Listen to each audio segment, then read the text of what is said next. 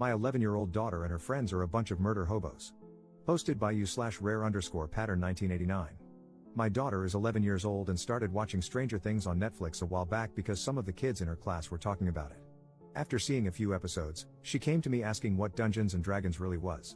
I am by no means an expert on the game. I've played maybe 4 sessions about 20 years ago. But I explained the basic concept to her, and she thought it sounded really cool. I found my old dice and gave them to her to mess around with. Last week, she asked if I could make a story for her and her friends to play. It sounded like a fun idea, so I obliged. Since it was Halloween, even though we don't really celebrate it in my country, I created a small Halloween campaign for the girls. In the interest of time, they had to be done in an afternoon, and I didn't have the time to browse through the entire rule set. I created simplified character sheets for them with a bunch of predefined skills and crafted an inventory for each of them with helpful items to tackle some challenges. I made a PowerPoint presentation with several images to help them visualize what was going on and where they were. I also prepared a handwritten scroll with their quest objective on it, burning the edges a bit to give it a cool look, all fun stuff. The quest itself was pretty simple. The town where the girls lived was cursed for Halloween, and if they didn't lift the curse before midnight, all the townspeople would turn into monsters. To prevent this, they needed to gather 3 ingredients from around the town and then head to the center of the haunted forest, where a witch would craft a spell to lift the curse. I had a lot of things prepared, but the one thing I didn't anticipate was how quickly my daughter and her 3 friends turned into murder hobos. The first ingredient they needed was a bag of candy. Walking around town, they found a kid who had just gone trick-or-treating. First, they asked him nicely to hand over his candy. Of course, the kid said no, so I imagined they might use some gold or intimidate him into giving it up. Instead, the girl playing the wizard noticed that I had written fireball under the spells category on her character sheet. Quietly, she asked if she could burn the kid. The other kids immediately asked, "Wait, can she?" I told them they could do whatever they imagined. So, they burned the kid and took his candy. My daughter, feeling a little remorse, explained that she took a tiny urn to carry his ashes. And, well, that set the tone for the rest of the campaign, as I could never have imagined those girls being so evil. The second ingredient was a bottle of wine, so they went to the local tavern. They first tried to steal a bottle, but when the stealth check failed, they decided to jump the barkeep and kill him to take the wine. The third ingredient was a dragon's tooth, which they could find in the house of an orcish warrior on the outskirts of town. Instead of knocking on the door, their first instinct was to try and kick it down. My daughter rolled a 1 on that check, so I told her she lost 1 health point because she hurt her foot. Next, they decided to break the window and enter the house that way. Of course, the orc wasn't happy with adventurers breaking into her home and attacked them on sight. They cast a sleep spell on her, tied her up with the rope they had, and took the tooth. They also decided her armor and axe were cool, so they stripped her and looted her house, leaving a naked, tied-up orc behind. At the edge of the forest, they encountered a ghost. The idea was for the girls to discover that the ghost was afraid of the dark and help him quell his fears by using either the light spell on the wizard's sheet or a candle from the cleric's inventory. After some discussion, they noticed the ghost's image on my PowerPoint, a ghostly figure dressed in a white cloak. "Maybe we should just set his cloak on fire," they giggled. So the ghost ran away, burning, and revealed the path to the haunted forest. The encounters in the forest didn't go as planned, either. They first encountered a group of skeletons dancing around a bonfire. The skeletons invited them to join their Halloween ritual dance, promising a reward. I had prepared music for this encounter, a song my daughter often dances to, and the girls immediately got up from the table to perform the dance. After completing it, the skeletons showed them the path deeper into the forest. However, the rogue asked why they weren't getting a proper reward. When the skeletons explained that revealing the path was the reward, the girls didn't like the answer and decided to teach them a violent lesson. Where I underestimated their desire for murder, I overestimated their intelligence. They arrived at a pond, where a water spirit gave them a riddle. Solving it would earn them a magical medallion to open a portal later in their quest. The riddle's answer was river, and I gave them multiple hints, emphasizing the water spirit. They still didn't get it, and when they were about to resort to alternative solutions, my wife, who had been listening in, yelled, "It's a river, you idiots." They giggled and happily accepted the medallion. Next, they encountered a giant crow who wanted some candy to feed her chicks. Unwilling to share, the crow was added to their fatality list. Then, the mage and cleric got trapped in a giant spider web. A giant spider attacked, and the rogue tried to free her friends by throwing her dagger. Each throw was a skill check, and she accidentally hit the cleric instead of the web. An epic battle ensued, culminating in my daughter mounting the spider and choking it with a rope. I let her roll for it, but when she succeeded, I explained that spiders have book lungs and don't breathe like mammals, so her plan didn't work. It was still a cool idea, though. They took a beating but eventually won, proudly burning the spider's corpse and carrying its ashes in another urn. Finally, they reached the magical portal. The medallion lit up, revealing a rebus puzzle.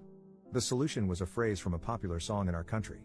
It went over their heads until my wife glanced at it, gave them the answer, and they started singing to open the portal.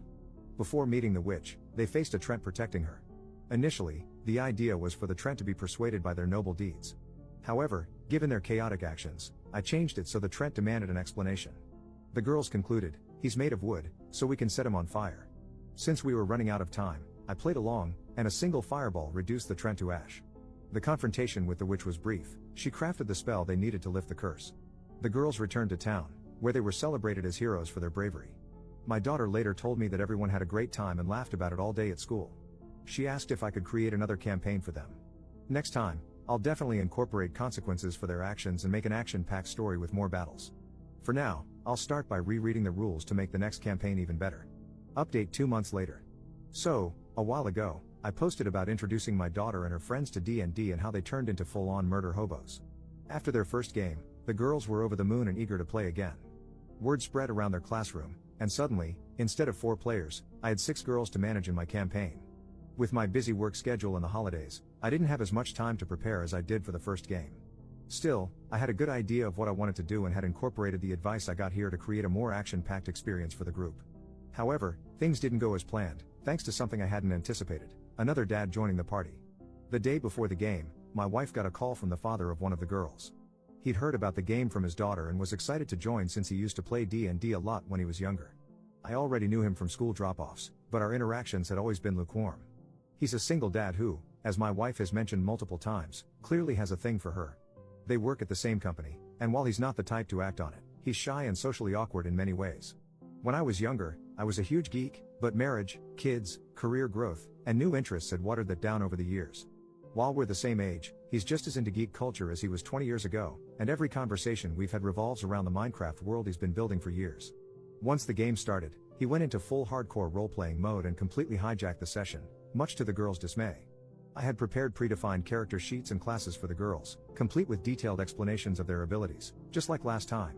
The returning players started in the same inn where they'd previously murdered a boy on Halloween, with his mother now looking for him.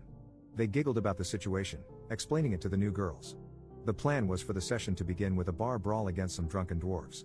Tensions were high, and some of the girls were already considering using a fireball, but the druid dad stepped in. He diffused the situation by charming the dwarves, buying them beer, passing all the charisma checks, and peacefully settling things. Since my plan had been for the girls to find a quest-related note on one of the dwarves' mangled bodies, I had to improvise and introduced a mailman to deliver the note instead.